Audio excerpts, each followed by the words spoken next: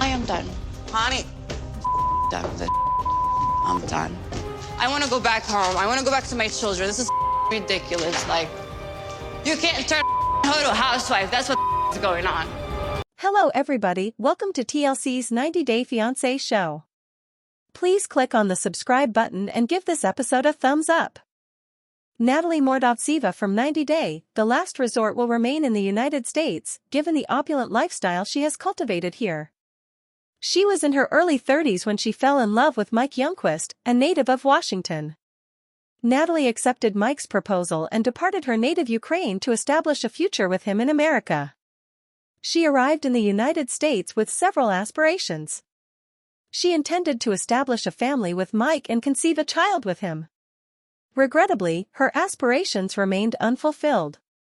Natalie found her marriage to Mike unsatisfactory, leading to their separation. Natalie swiftly progressed beyond Mike. She joined 90 Day, the single life and dated a few men before opting to follow a modeling agency CEO named Josh Weinstein, who became a key part of her life. She dedicated all her efforts to securing his commitment, although the outcome was not as she had anticipated. Natalie and Josh participated in 90 Day, The Last Resort to address their challenges. Natalie stated her wish for Josh to commit to her, but he showed little interest in a future with her. Eventually, after 3 years of dating, Natalie and Josh parted up. Natalie took a much-needed vacation in DR. Natalie traveled to Paradise to detox. There were predictions that Natalie will travel back to Ukraine after her 2 failed relationships in the United States. However, she astonished supporters by staying in America and went on a much-needed vacation. In early 2025, Natalie moved to the Dominican Republic, where she learned to surf. She blogged about her trip on social media, saying how delightful it was.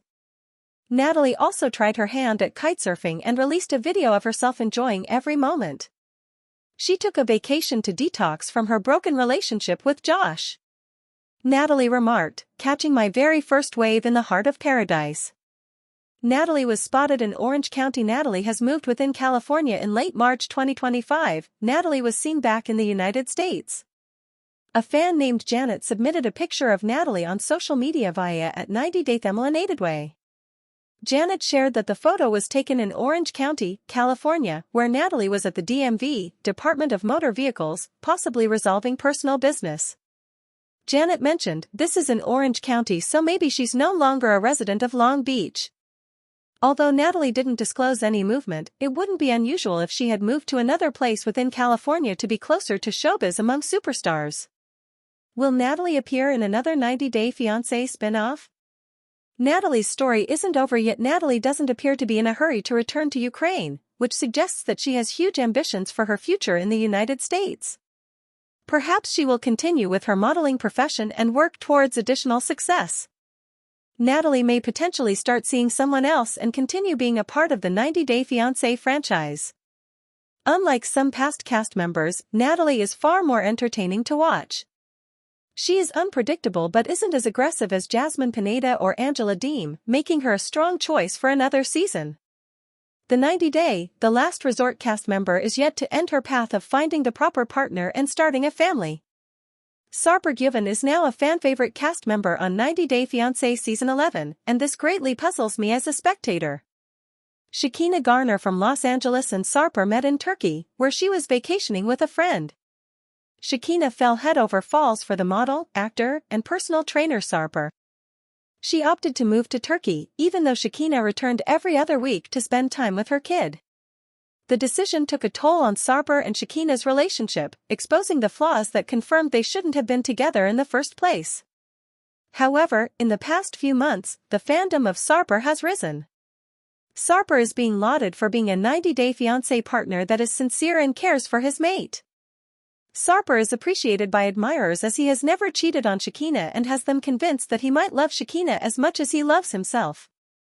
Sarper now has more green flags than red in his repertoire, which makes me doubt if we're even talking about the same person.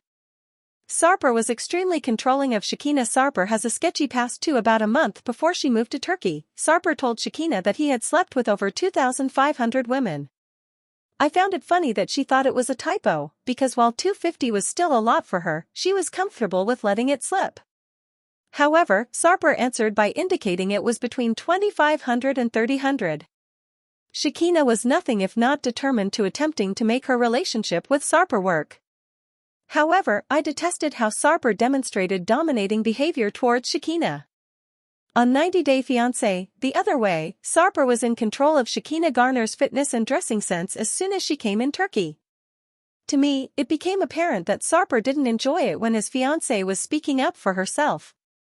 He didn't obey her and even refused to make their relationship Instagram official. In his People interview, Sarper confessed that if he were in Shekinah's circumstances, he wouldn't easily trust a man with his past either. However, somehow, audiences seem to have forgotten all Sarper done in his earlier spin-offs. Sarper has a terrible temper. Sarper has caused Shekinah pain after an episode of 90 Day Fiancé, The Other Way Season 6, Shekinah claimed Sarper had taken off her hair extensions after a reportedly physical altercation. They had been arguing over Shekinah, fearful that her family wouldn't approve of Sarper. Stevie and Madi met in Turkey, where he proposed to her a week later. 90 Day Fiancé Season 11 has now followed Madi's migration to the US, where he is learning about all that makes America different from his home country. Madi also struggled to win the consent of Stevie's father. She'd kept Madi a secret from him until Madi was just about to leave to the US. Meanwhile, the previews for 90 Day Fiancé Season 11 have depicted Madi finding out that Stevie is bisexual, and he is trying to accept it. At one point, he also informs the cameras that he feels they can't get married. Madi keeps wanting an answer despite Stevie's reluctance. Stevie took Madi to the gym. Madi was astonished to observe women working out in the same facility as guys. He wanted Stevie to tell him how she would react if he became a personal trainer and had women clients, or if a lady approached him at the gym.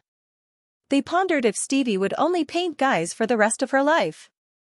"But I'm sure it's not because of me, it's because of you." Stevie was not comfortable asking the question. She informed Madi that it was weird and reminded him that she was attracted to him. She told the cameras she thought it was absurd that Madi was even asking her if she was bisexual, therefore she didn't think she should have to answer a question like that. Stevie did tell Madi how her had asked her if she had met a woman when she informed him about Madi. The Iranian man said, maybe he has seen something. Madi kept pressuring Stevie to offer him something that wasn't the wrong answer.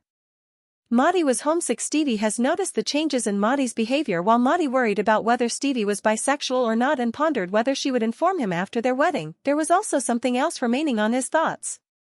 Stevie worried that every time Madi spoke to his family, it placed him back in a state of being super homesick and put a strain on their relationship. Madi's mom started crying every time he contacted her, and it made him understand that he was stuck in the middle. Stevie requested Madi to minimize his contact with his family, but Stevie was worried about something else. Madi wanted to get married to Stevie ASAP. Was Madi pretending to be homesick?